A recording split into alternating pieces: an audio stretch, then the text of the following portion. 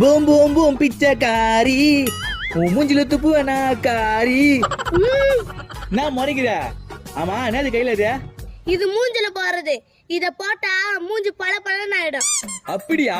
அப்ப மாமா குளிச்சிட்டு வந்துரு, இது ரெடியா வச்சுக்கோ. நானும் இதை போட்டு பல பலன் ஆயிடுறேன்.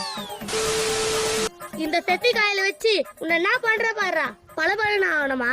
உன் மூஞ்சி கொல கொலன்னு ஆக்குறேன். A few minutes later. ஏய் எங்க இந்த கிரீமே? இந்தா. இன்னைக்கு பல பலன் ஆயிட வேண்டியதுதான்.